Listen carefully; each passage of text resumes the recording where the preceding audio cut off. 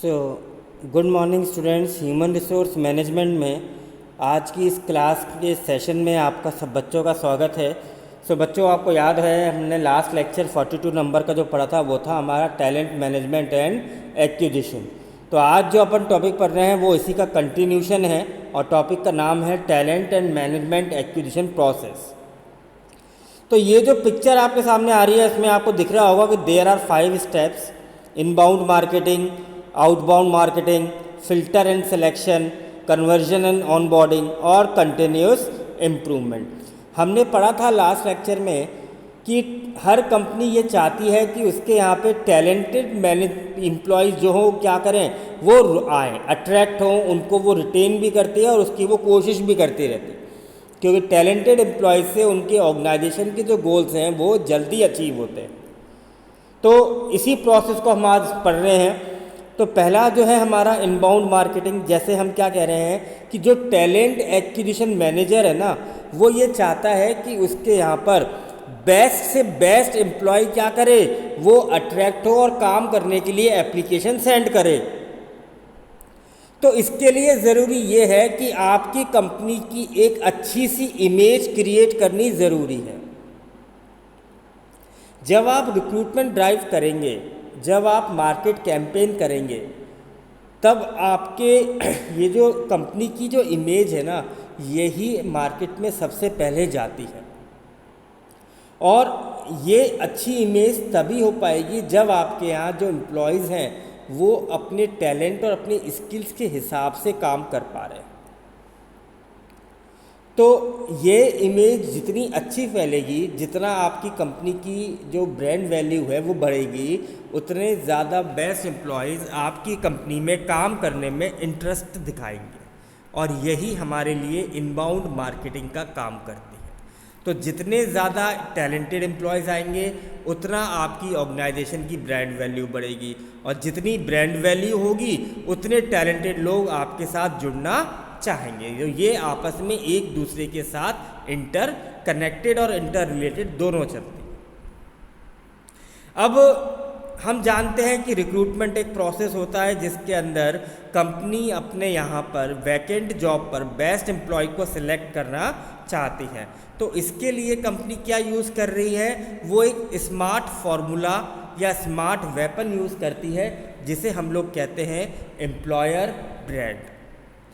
तो यहाँ पे हम उस टैलेंटेड एम्प्लॉय को अपनी कंपनी में एप्लीकेंट बनाने के लिए अट्रैक्ट करने की कोशिश कर रहे हैं, और उससे पहले अपने जितने भी कैंपेन्स होते हैं, जितने भी मार्केटिंग रिलेटेड एक्टिविटीज़ हैं, वहाँ पर हम अपनी कंपनी की जो गुडविल है, अपनी कंपनी की जो इमेज है, उसको बढ़ाते हैं। फिर आता है आपका आउटबाउंड मार्केटिंग। देखिए, किसी भी सक्सेसफुल ब्रांड के लिए अपन बात करें तो ये ज़रूरी है कि हमारे इनबाउंड और आउटबाउंड दोनों चीज़ों का मिक्सचर होना चाहिए कंज्यूमर के सामने। तो आउटबाउंड क्या है? आउटबाउंड के अंदर हम जो हमारे मार्केटिंग चैनल्स हैं, हमारे जो होलसेलर हैं, हमारे जो डिस्ट्रीब्यूटर हैं, हमारे जो एम्प्लॉयज़ हैं, हम उनके थ्रू अपनी कंपनी की इमेज को इलॉबरेट करते हैं। तो इनबाउंड मार्केटिंग के में तो कई बार ये भी बताया जाता है कि जो पीपल्स होते हैं, जो एम्प्लॉयज़ हैं ना, जब वो जो इंटरनल एम्प्लॉयज़ हैं वही मार्केट में अपनी कंपनी की क्या करते हैं, ब्रांड वैल्यू को बढ़ाते हैं। और आउटबाउंड के अंदर जो हमारी कंपनी के आउटर साइड के जो लोग हैं जो हमसे रिलेट हैं, जैसे हमारा रॉ मटेरियल सप्लायर, हमारा जो होलसेलर, हमारा रिटेलर, ये हमारी कंपनी की ब्रांड वैल्यू को इन्हेंस करते हैं। तो जितना आपकी इनके थ्रू जब आपकी कंपनी की ब्रांड वैल्यू बढ़ती है, तो रिक्रूटमेंट करते वक्त आपको ये फ़ायदा मिल जाता है कि आपके पास जो टैलेंटेड एम्प्लॉय है वो आपसे जुड़ना चाहेगा। और ये जो इनबाउंड और आउटबाउंड मार्केटिंग है, कैंपेन है, ये दोनों मिलके आपके लिए एक प्रॉफिटेबल लीड को जनरेट करते हैं। यानी कि आपके लिए एक टैलेंटेड एम्प्लॉयज़ को ही एप्लीकेशन बनाने के लिए राज़ी करते हैं, वो इंटरेस्ट लेता है आपकी कंपनी में अपने आप को जोड़ने के लिए। फिर आता है फिल्टर एंड सिलेक्शन। हम लोगों ने रिक्रूटमेंट और सिलेक्शन का पॉइंट पढ़ा था रिक्रूटमेंट में हमने देखा था कि पहले जो एचआर मैनेजर है वो जॉब को एनालाइज करता है, उसके बाद एक न्यूज़पेपर के अंदर वैकेंसी का एडवर्टाइजमेंट करता है। जो एप्लीकेंट्स होते हैं, जो जॉब सीकर्स होते हैं, वो उन एडवर्टाइजमेंट को पढ़ता है और आपकी कंपनी में अपनी एप्लीकेशन को भेजता है। उस एप्लीकेशन के बेसिस पे आप स्क्रूटनिंग करते हैं। स्क्रूटनिंग वाले कैंडिडेट्स को आप क्या करते हैं, इंटरव्यू के लिए कॉल करते हैं, उनका इंटरव्यू कराते हैं और उनमें से जो बेस्ट एप्लीकेंट था उसको आप चूज़ करते हैं।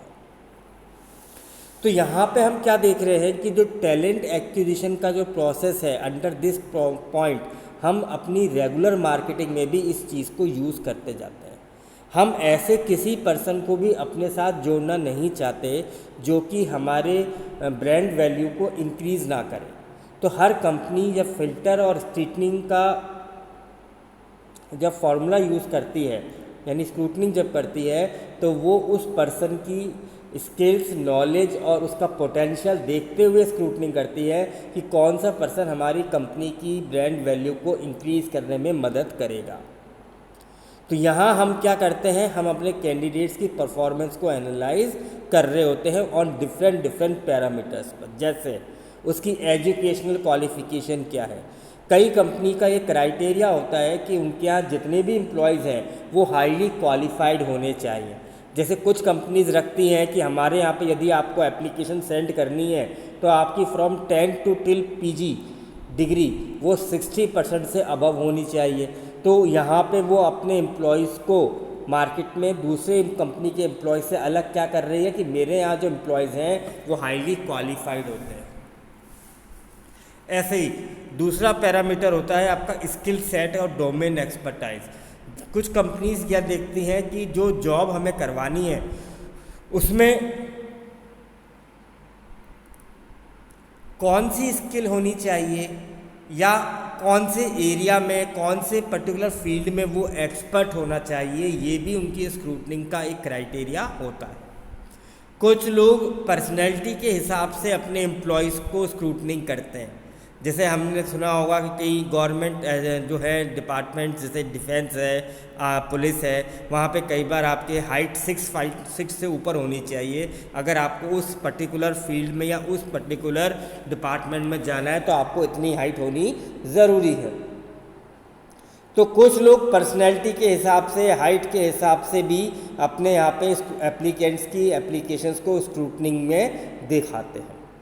ऐसे ही अनदर पैरामीटर होता है कैरियर का गोल, कि कुछ कंपनी ये मान के चलती हैं कि यदि एम्प्लॉय अपने कैरियर के रिगार्डिंग फोकस है, वो अपने कैरियर के रिगार्डिंग कुछ ऑब्जेक्टिव सेट करके बैठा है, तो वो भी शायद दूसरों से अलग है, क्योंकि वो गोल्स उसको दूसरों से अलग कर रहे हैं।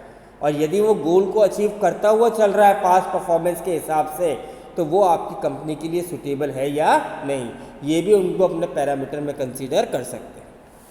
फिर आता है आपका कल्चर के हिसाब से। देखिए, हमने ये भी पढ़ रखा है कि हर एक ऑर्गेनाइजेशन का अपना एक वर्किंग कल्चर होता है। तो कुछ तो कल्चर के हिसाब, पैरामीटर के बेसिस पे भी एम्प्लॉयज़ यानी एप्लीकेंट्स की एप्लीकेशन को स्क्रूटनिंग करते हैं। पर आजकल के हिसाब से देखा जाए तो वर्किंग कल्चर या फिर कल्चर इतना इम्पोर्टेंट नहीं देखा गया। मान लीजिए अगर आपकी कंपनी जो है वो किस चीज़ को प्रायोरिटी देती है कि आपको रेगुलर बेसिस पे इतने घंटे काम करना है, आपको फिजिकली प्रेजेंट रहना है, और ऐसा कोई पर्सन जो कि हमेशा फील्ड वर्क में काम करता आ रहा था, वो कैसे आपके लिए 8 घंटे वहाँ रुक के काम कर पाएगा? वो कैसे आपके ऑपरेशंस में सूटेबल हो पाएगा? क्योंकि वो तो फील्ड में या रिमोट एरियाज़ में काम करने के लायक था, और आप उसको एक मशीन पे बैठा के काम करने की बात कर रहे हैं, तो कहीं ना कहीं वो क्या करेगा, बोर होके छोड़ देगा। तो दैट मीन्स आपने जो सिलेक्शन किया वो क्राइटेरिया या पैरामीटर सही नहीं था। अब आता है कन्वर्जन। कन्वर्जन में हम क्या देख रहे हैं कि कितने एप्लीकेंट्स ने आपकी कंपनी में कन्वर्ट हुआ, यानी आपने उनको जो एप्लीकेशन उन्होंने भेजी उसके बेसिस पे आपने कितने लोगों को हायर किया। तो यहाँ पे आप इंडिविजुअल जो रिक्रूटर है वो ये चार्ज लेता है कि जो भी कैंडिडेट उनके यहाँ अप्लाई कर रहे हैं उनका एक्सपीरियंस, उनकी जर्नी, उनकी पास्ट परफॉर्मेंस, उनकी सैलरी नेगोशिएशन, बेनिफिट्स और उनकी एक्सपेक्टेशन, इसके बेसिस पे भी हम क्या करते हैं, इन कैंडिडेट्स को सेलेक्ट करते हैं।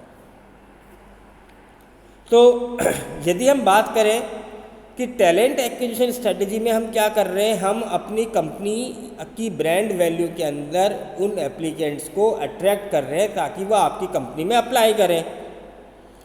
तो यहाँ हमें इस चीज़ पे ध्यान रखना पड़ेगा कि जितने एप्लीकेंट्स आपके यहाँ एप्लीकेशन भेज रहे हैं, उन हर जॉब पे जब भी आप वैकेंट जॉब को फिल करना चाहें तो कोई ना कोई पर्सन आपको ज़रूर हायर करना चाहिए। ये आपकी कंपनी और आपके टैलेंट एक्विजिशन के अंदर आता है। फिर आता है आपका कॉन्टिन्यूस इम्प्रूवमेंट। ये मोस्ट क्रिटिकल स्टेप माना जाता है आपके इस प्रोसेस में, क्योंकि आप टैलेंट मैकेनिज़्म को यूज़ कर रहे हैं।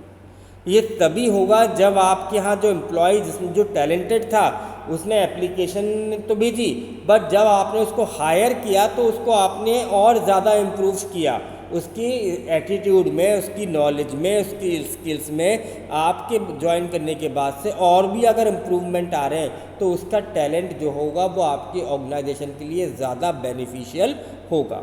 तो जो भी कन्वर्टेड एप्लीकेंट्स हैं जिनको आप हायर कर रहे हो ना, उनको आपको इम्प्रूव करना है, उनकी स्किल्स को आपको इम्प्रूव करना है। तो ये जो 5 स्टेप प्रोसेस आपने आज पढ़ा, ये याद रखिएगा कि ये एक इम्पॉर्टेंट है और हम इस प्रोसेस को अप एंड डाउन नहीं कर सकते। अगर कहीं हम इनबाउंड मार्केटिंग यूज़ कर रहे हैं तो हमें हमारी ब्रांड को भी देखना पड़ेगा कि आउटर मार्केट में भी हमारी कंपनी की ब्रांड वैल्यू बढ़नी चाहिए। और जो भी हमें इंफॉर्मेशन मिलती है, चाहे वो एप्लीकेंट से मिल रही है, आउटर वर्ल्ड से मिल रही है, हमें उन सभी इंफॉर्मेशन को एक्सेस करना चाहिए और अपने कंपनी में टैलेंटेड एम्प्लॉयज़ को अट्रैक्ट कर सके। ऐसे टैलेंटेड मैनेजमेंट एक्विजिशन के जो चीज़ें हैं वो हमें रेगुलर बेसिस पे करते रहना चाहिए। तो यही था बच्चों आज का टॉपिक। आई होप कि आपको समझ में आया है। Thank you very much.